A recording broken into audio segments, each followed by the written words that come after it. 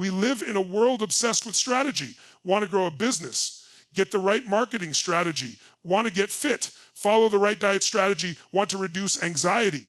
People will flood you with breathing techniques, journaling templates, even productivity hacks. But what no one tells you is this: before any of that works, before a single strategy makes sense, you must get into the right state. Why?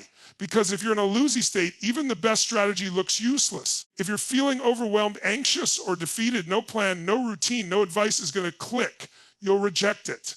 You'll sabotage it. You won't execute because your emotional and physiological state is not aligned with action. It's aligned with hesitation and fear.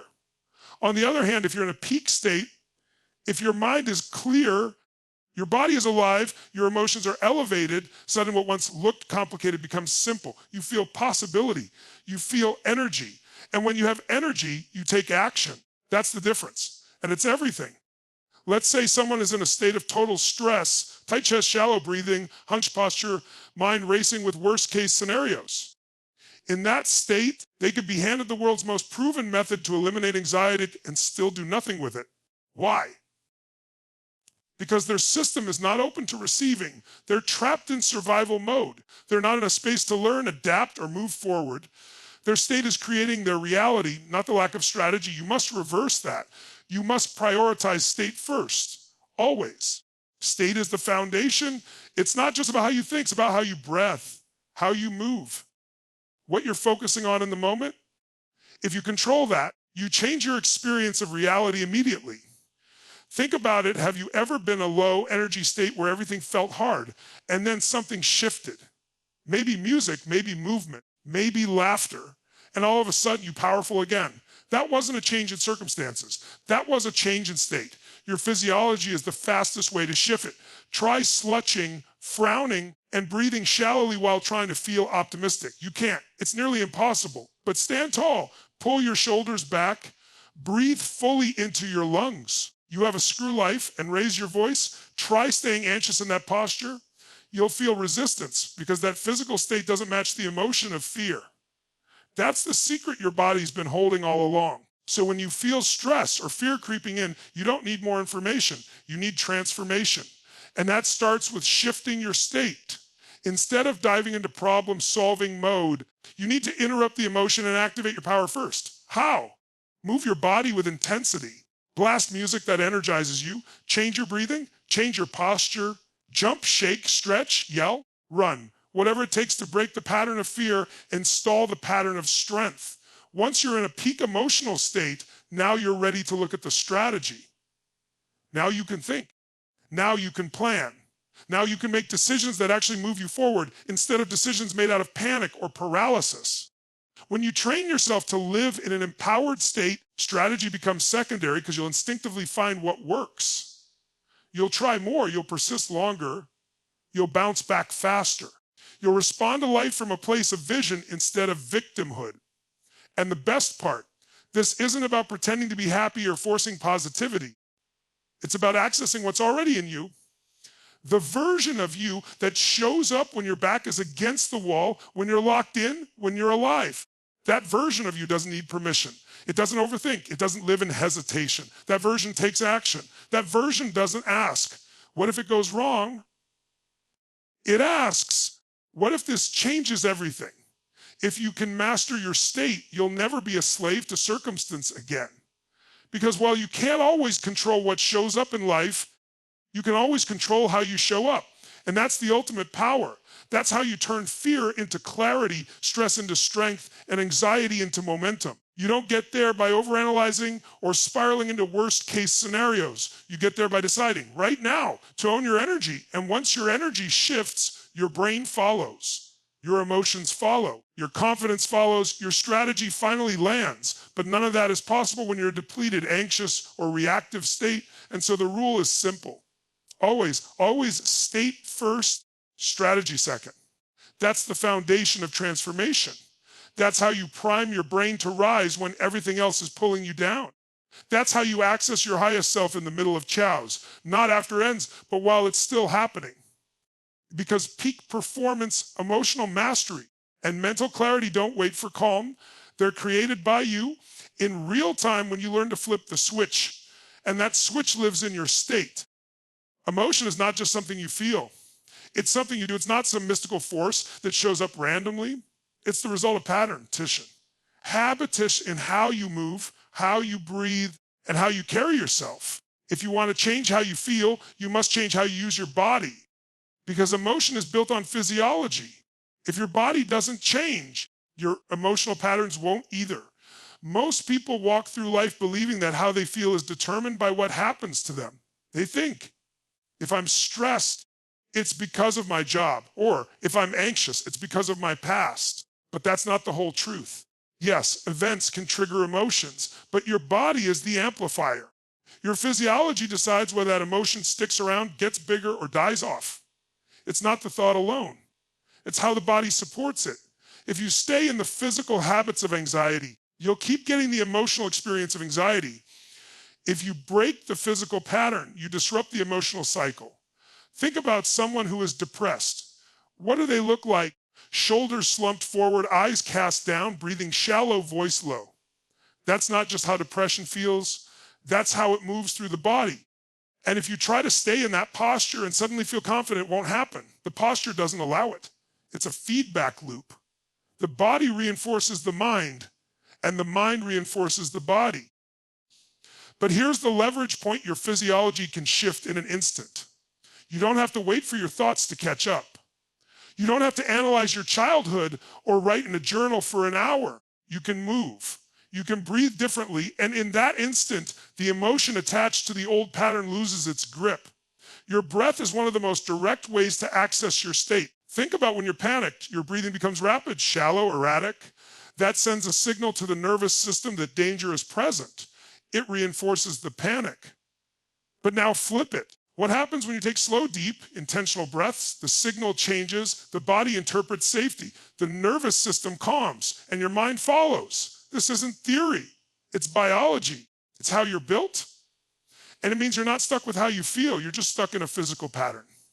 One that you have the power to change. Movement is another key. Motion creates emotion.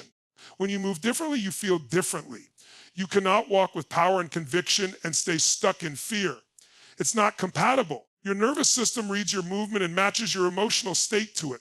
Start walking with more energy, more bounce in your step, and notice how your thoughts begin to shift. Jump, run, dance, stretch, punch the air, slam the ground. Use your body to express something different, and your brain will recalibrate your feelings to match. What's wild is that most people try to fix their emotions by thinking harder. They think their way into stress. They analyze their way into paralysis. They try to outthink anxiety, which only makes it stronger. What they need isn't more thought. What they need is a full reset of the body. You don't interrupt anxiety with a better thought. You interrupt it with a better posture, a stronger breath, a more dynamic movement. You prime the body to change the emotion, not the other way around. Even your facial expression plays a role. Your face is wired directly into your emotional centers. Smile, not fake or forced, but with intention. It sends signals to your brain that something good is happening. Raise your eyebrows, open your eyes, tilt your head up. These aren't just facial gestures. They're emotional triggers. They activate different neurochemical responses in your system. You have a screw-up life. If you've ever noticed how hard it is to cry when you're looking up at the ceiling, that's not an accident. There's a link between your physical orientation and your emotional flow. Use it. Now imagine building this as a habit, not a one-time fix, not a last-ditch effort when everything is falling apart, but a daily ritual. Wake up, and before you even speak, shift your physiology. Don't touch your phone. Don't check your emails. Move. Stretch. Set the tone with your body before the world sets it for you. Because if you start your day in reaction, you'll live your day in reaction. But if you start in power, you live in power. The truth is, most people wait for their emotions to shift before they act. They say, I'll go to the gym when I feel motivated, or I'll take that risk when I feel ready. But the body doesn't work that way. If you wait to feel like moving, you'll stay stuck. But if you move first, the feeling follows. That's the real formula: physiology first, emotion second. The body leads, the brain follows every single time. Stress, anxiety, fear. These are not just random events that drop into your mind without warning. They are patterns. Learn, practice, condition responses. The mind is a machine of repetition, constantly looping through the same thoughts, same feelings, same reactions, day after day. It builds neurological grooves, like tracks in a field where the wheels have gone over the same dirt 1,000 times. And once that track is deep enough, your mind defaults to it. Without you even realizing it, you're repeating an emotional loop that you've unconsciously trained into yourself. Every time you worry about something that hasn't happened, and you rehearse it again and again, you're deepening the pattern. Every time you relive a moment of failure or embarrassment and you let it consume your focus, you're reinforcing the signal. You're feeding the beast, not on purpose, but by staying in the pattern, by not interrupting it, you make it stronger. You give it power. You make it feel automatic, like it owns you. But here's what most people don't realizing. You have a screwed up life. Just because the pattern is familiar doesn't mean it's unbreakable. You are not the pattern. You are the one who has the power to break it. But you don't do that by thinking your way out. You do it by disrupting it. Abruptly, decisively, with intensity, you break it not with logic, but with energy. When the brain is in a state of fear or panic, it's not looking for answers. It's looking for safety. It's looping through known territory because it believes it's protecting you. But to stop that loop, you have to do something unfamiliar, something that shocks the system out of its trance. Pattern interruption is one of the most powerful tools you can use to instantly change your mental state. You have a thought loop starts. When anxiety creeps in, when stress grips your chest, when fear begins to spiral, you don't sit and analyze. You don't try to argue with the fear. You do something that your brain doesn't expect. Something physical and jarring. You clap loudly, you stand up and yell, you jump into a cold shower, you sprint for 30 seconds. You change your breathing. You blast music and dance for 1 minute like your life depends on it. You break the rhythm. Because what breaks the pattern changes the story. If you always respond to stress the same way, pacing, overthinking, shutting down, then the body and mind begin to merge that response with the emotion. It becomes habitual. But when you disrupt that response consistently, you create a fracture. You interrupt the narrative. And in that space, in that pause between the old emotion and your new action, there's power. There's choice. There's a window where you can install something new. This isn't about denial. It's not pretending the emotion isn't there. It's refusing to let it drive the car. When you disrupt the pattern, you step into the role of director instead of actor. You're not just playing out the same scene again. You're rewriting it. That's where true mental freedom begins. Because the more you disrupt the patterns that don't serve you, the weaker they become. They lose their emotional weight. They stop owning you. You rewire your brain by repetition, yes, but also by interruption. If you look at people who have turned their lives around, if you study those who've conquered addiction, broken through depression, or overcome years of anxiety, you'll see a common thread at some point. They broke the cycle. They didn't wait for a peaceful moment to try something new. They made the moment. They stepped in while the fear was still real, and they created a disruption. And from that break, a new pattern could begin. You can't install new programming over corrupted software unless you first interrupt the process that keeps running it. That's why so many affirmations don't work for people. They try to speak positivity over a pattern of panic. But the nervous system isn't listening unless the pattern has been disrupted. The interruption is the gateway. It's the reset button. It's what allows the nervous system to say, wait, this is different. Maybe we don't have to keep reacting the same way. This is why it's crucial to bring intensity to your pattern breaks. A whisper won't shake a nervous system that's used to screaming fear. You need energy. You need something that pierces through the noise. You need a new signal that grabs your brain's attention and says, we're not doing this anymore. The more often you do this, the faster you retrain your system. Over time, the brain stops defaulting to the old loop and starts asking, what's next? That's where you want to live. Not in reflex, but in response. Not in reaction, but in creation. Disruption is not comfortable. It feels chaotic at first because your nervous system is used to the old ways. Even if they're painful, they're predictable. But the breakthrough lives in the unpredictable. It lives in the interruption. And every time you break the pattern, every time you catch the loop and refuse to feed it, you take your power back. Not someday, not when the fear is gone. Right now. in real time, in the middle of the emotion. That's where the pattern ends. Where your focus goes, your energy flows. It's not just a catchy phrase, it's a psychological law. Whatever you consistently give your attention to begins to expand in your mind, in your emotions, in your life, in your reality. Focus is a magnifier. If you constantly zero in on what's missing, what's wrong, or what could go wrong, you'll begin to feel like you're drowning in chaos. Even when everything around you might be manageable, your internal world starts collapsing because your focus is sharpening only the pain. But the reverse is also true. Focus can be your greatest weapon. Shift it, and you shift everything. Most people never learn how to control their focus. They live in reaction, letting the world dictate where their attention goes. The phone buzzes, they look. The headline screams, they worry. A past memory flashes, they dwell. They're not choosing their focus. They're being hijacked by it. And that's why they feel so powerless. Because if your focus is constantly being stolen, so is your power.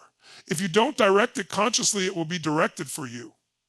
And more often than not, it will be steered toward fear, comparison, doubt, and uncertainty. You cannot feel strong while focused on your weakness. You cannot feel joy while fixated on what's broken. There's a question you have to start asking yourself again and again. In any emotional state, what am I focusing on right now? Is it helping me or is it hurting me? Your emotions are downstream of your attention. If you're feeling overwhelmed, it's because you're focusing on everything at once. If you're feeling anxious, you're likely focusing on a future that hasn't happened yet and imagining it going badly. If you're stuck in guilt or regret, you're focusing on something from the past that you can't change. In every case, the emotion follows the focus. The mind is a master of storytelling, and focus is the director's lens. When you zoom in on failure, your brain writes a story of inadequacy. When you focus on what you can't control, the story becomes one of helplessness. But when you choose intentionally to focus on progress, on possibility, on purpose, the entire narrative shifts. The scene doesn't change. The situation may be exactly the same, but the meaning transforms because the focus has moved. This is why two people can go through the exact same event and come out with completely different emotional realities. One person focuses on what they lost and they spiral. The other focuses on what they gained or what they learned and they rise. Same event, different focus. Different life. You must train your mind to interrupt old focus patterns and shift them to something empowering, not someday. Not when it's convenient, in the moment, in the middle of the fear, in the middle of the stress, because that's when it counts. That's when your old programming tries to take over. That's when the pattern wants to repeat. But if you can catch it, if you can pause and choose a new focal point, you change your emotional state in real time. What you choose to focus on becomes your reality. And not just what you focus on, but how. Focus has three parts where you're focusing on, what meaning you give it, and what you do as a result. If you focus on the future, a screwed up life, and your meaning is, it's going to fall apart. You'll feel fear and freeze. But if you focus on the future and attach the meaning, this is my opportunity, then you'll feel energy, not anxiety. You'll move instead of shrink. Training your focus doesn't mean ignoring problems. It means becoming solution-oriented instead of problem-obsessed. It means asking better questions. Not, why does this always happen to me? But, what can I do right now to change this? Not, what if everything fails? But, what's one thing I can do to move forward? These questions shift your focus. They stop your mind from spiraling into paralysis and direct your attention toward progress. Another way to shift your focus is through gratitude. It's not a klitschen, it's a weapon.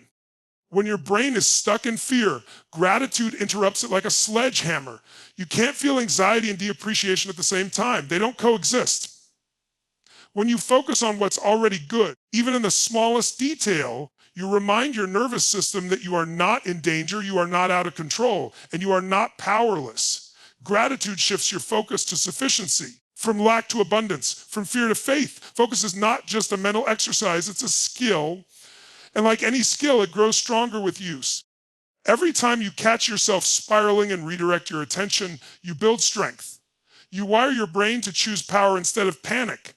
You condition your nervous system to respond instead of react. And over time, what once required effort becomes automatic, not because the world gets easier, but because your focus gets sharper, because you've trained yourself not just to look, but to see what matters. Every time you feel an emotion intensely, your brain and nervous system create an association. They lock in that feeling along with whatever is happening around you. That's how emotional blueprints are formed. They are not just memories. They are emotional patterns encoded through repetition, intensity, and context. The problem is that most people have allowed life to install their emotional blueprint by default. A painful moment, an experience of failure, a broken relationship, or a traumatic event. Those moments get anchored into the nervous system, and from then on, they become the reference point for future emotions. You start reacting not to the present, but to a pattern rooted in the past. When you experience anxiety, your body isn't responding to the moment. It's responding to a deeply anchored blueprint. It remembers what fear felt like, what the breath did, what your posture was, what your voice sounded, replays the sequence. You may not even be aware of it, but your brain is running the same emotional code it ran years ago. It's efficient, automatic, and incredibly limiting. To truly overcome anxiety, fear, or chronic stress, you have to overwrite the code. You have to create a new emotional blueprint and anchor it so deeply into your nervous system that it becomes your new normal. Anchoring is about conditioning your body and mind to link powerful, resourceful emotional states to specific triggers. It's a way of reclaiming the driver's seat from unconscious programming. Think of a time when you felt unstoppable, when you were fully alive, certain, in flow. That state still exists in you. It's not gone. It's just been buried under layers of old conditioning. You can access it again. You can amplify it. And you can link it to physical cues that allow you to activate it on command. This is where real transformation begins, not just in thinking differently, but in feeling differently on purpose. When you deliberately step into a peak emotional state, fully and physically, and then reinforce that state repeatedly with the same gesture, breath, or word, you begin to train your nervous system to associate the trigger with that emotion. This is how elite athletes axe their zone before stepping into the arena. This is how leaders prepare for high-stakes conversations. They're not relying on luck. They're anchoring certainty. They're creating it. To build a new emotional blueprint, you have to get fully into the desired state. Not halfway, not pretending, but fully immersed. You have to feel the strength, the confidence, the gratitude, the calm. Your breath changes. Your posture shifts. Your voice deepens or lifts. You are stepping into the version of you that already exists beyond fear. Once you're in that state, you mark it with a physical anchor. Maybe it's clenching your fist, touching your chest, snapping your fingers, or saying a specific phrase with intensity. Whatever it is, repeat it while you're in the emotional peak. Do it again and again until the feeling and the trigger are linked. This is not mental trickery. This is neuro-associative conditioning. Your brain links what fires together. The more often you pair the state with the anchor, the faster your nervous system learns to access that emotion when you need it. Over time, the new blueprint begins to override the old. Where you once defaulted to fear, you now access clarity. Where stress used to rule, you begin to feel grounded. Where anxiety used to spike, you now experience calm. But to truly anchor a new emotional blueprint, intensity matters. Weak emotions don't leave strong impressions. You must bring energy, physicality, focus. You must go all in because your nervous system needs to feel the difference. Half-hearted effort won't install a new blueprint. It'll just reinforce the old one. You have to decide that from this point forward, you are no longer available for the emotional patterns that no longer serve you. And that decision must be felt, not just thought. You also have to repeat it in different contexts. It's one thing to anchor confidence in a quiet room. It's another to access it in the middle of a challenging conversation or when life hits hard. That's when the old patterns try to resurface. That's when the old blueprints scream for attention. But if you've anchored a new emotional state deeply enough, you'll be able to activate it even under pressure. That's when you know it's become real. That's when the internal wiring has started to change. The beauty of anchoring is that it gives you control over your emotional experience. You are no longer waiting to feel better. You are no longer hoping the storm passes. You are stepping into the storm with a new internal map. You are creating a state that you can return to again and again, regardless of circumstances. It becomes your foundation, your launch pad, your new standard for how you live, how you lead, and how you respond. Because the strongest people aren't those who never feel fear. They are the ones who have trained their system to respond with something greater than fear. You are not broken. You are not weak. You've simply been conditioned, like all of us, to live in patterns that were never yours to begin with. But now you know the truth. You've seen the code behind the curtain. And more importantly, you now hold the tools to rewrite it. Everything begins with your state, not your circumstances, not your history, your state. When you shift how you feel in your body, when you take control of your energy, your world responds. From that state of strength, you don't need more strategies. You activate the ones already inside you. Your physiology is the fastest lever to pull because emotion doesn't live in your thoughts.